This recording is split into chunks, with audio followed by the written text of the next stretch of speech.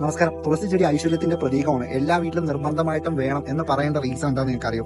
ഞാൻ അതിന്റെ കഥ നിങ്ങൾക്ക് പറഞ്ഞു. തുളസി എന്നത് കേവലം ഒരു ചെടിയല്ല, അത് ഐശ്വര്യത്തിന്റെ പ്രതീകം എന്നാണ് സങ്കല്പം. ഐശ്വര്യത്തിന്റെ പ്രതീകമായ മഹാലക്ഷ്മിയുടെ ഒരു അവതാരമായിട്ടാണ് തുളസി ചെടിയെ കണ്ടുപോകുന്നത്. ഭഗവാൻ കൃഷ്ണന്റെ ഏറ്റവും പ്രിയപ്പെട്ട ചെടിയാണ് തുളസി ചെടി. ഭഗവാൻ കൃഷ്ണന്റെ എല്ലാ പൂജയിലും തുളസി ചെടി ഉൾപ്പെടുത്തുന്നു. സയന്റിഫിക്കലി നോക്കുവാണെങ്കിൽ തുളസി ചെടിക്ക് ഒരുപാട് ഗുണങ്ങളുണ്ട്. തുളസിയിലെ ആന്റി ബാക്ടീരിയലും ആന്റി വൈറലുമാണ്. തുളസി ചെടി വീടിന് മുന്നിൽ വച്ചാലുള്ള ഗുണം എന്താണെന്ന് വെച്ചാൽ തുളസി ചെടി വീടിന് ചുറ്റുമുള്ള വായുവിനെ ശുദ്ധീകരിക്കും. തുളസി ചെടി വീടിന് മുന്നിൽ നല്ല രീതിയിൽ വളർന്നു കഴിഞ്ഞാൽ അത് ഐശ്വര്യത്തിന് കാരണമാകും. വീട്ടിലുള്ളവർക്ക് ഐശ്വര്യം ഉണ്ടാവും എന്നാണ് സങ്കല്പം. ഒരു പക്ഷേ വീട്ടിൽ തുളസി ചെടി നട്ടിട്ട് പൊടിക്കുന്നില്ല, പോവാണ്, വീട്ടിൽ നിന്ന് തുളസി ചെടി വാടി പോവാണ്, എന്നാൽ ആ വീട്ടിൽ എന്തോ ഒരു വലിയൊരു അനർത്ഥം സംഭവിക്കാൻ പോവുകയാണെന്നുള്ള സൂചനയാണ്. ഇതൊരു വിശ്വാസം മാത്രമാണ്, നിങ്ങൾക്ക് വേണമെങ്കിൽ പരീക്ഷിച്ച് നോക്കാവുന്നതാണ്. തുളസി എന്ന വാക്കിനർത്ഥം അതുല്യമായത്, പകരമില്ലാത്തത് എന്നാണ്. ഒരു കഥ പറഞ്ഞുതരാം. കൃഷ്ണനോടുള്ള സ്നേഹം തനിക്കാണ് കൂടുതൽ എന്നുള്ളൊരു അഹങ്കാരം സത്യഭാമയ്ക്കുണ്ടായിരുന്നു. സത്യഭാമയുടെ അഹങ്കാരം കൂടിയെന്ന് മനസ്സിലാക്കിയ കൃഷ്ണൻ ഒരു പരീക്ഷണം നടത്താൻ തീരുമാനിച്ചു. സത്യഭാമയും രുക്മിണിയും വിളിച്ചിട്ട് ഭഗവാൻ ഒരു പരീക്ഷണം നടത്തി. കൃഷ്ണനോട് ആർക്കാണ് കൂടുതൽ സ്നേഹമെന്ന് മനസ്സിലാക്കാനായിട്ട് ഒരു തുലാഭാരം നടത്താമെന്ന് തീരുമാനിച്ചു. ഇത് കേട്ട് സത്യഭാമ ഭഗവാൻ ഇരിക്കുന്ന തട്ടിന്റെ ഓപ്പോസിറ്റ് ആയിട്ടുള്ള തട്ടിൽ സ്വർണ്ണവും രത്നങ്ങളും ഒരുപാട് കാര്യങ്ങൾ നിറച്ചു. എന്നിട്ടും ഭഗവാൻ തട്ട് താണില്ല. പകരം രുക്മിണി ദേവി ഭഗവാൻ ഇരിക്കുന്ന തട്ടിന്റെ ഓപ്പോസിറ്റ് തട്ടിൽ ഒരു തുളസിയില വെച്ചു എന്നാണ് വിശ്വാസം. തുളസിയില വെച്ചപ്പോൾ തന്നെ ആ തട്ട് താണു. പ്രേമത്തിന്റെ സിമ്പിളായിട്ടാണ് ആ തുളസിയില വെച്ചത്. ഇനിയും നിങ്ങൾക്ക് ഇങ്ങനത്തെ വീഡിയോസ് താല്പര്യം ഉണ്ടെങ്കിൽ എൻ്റെ അക്കൗണ്ട് ഒന്ന് ഫോളോ ചെയ്യുക.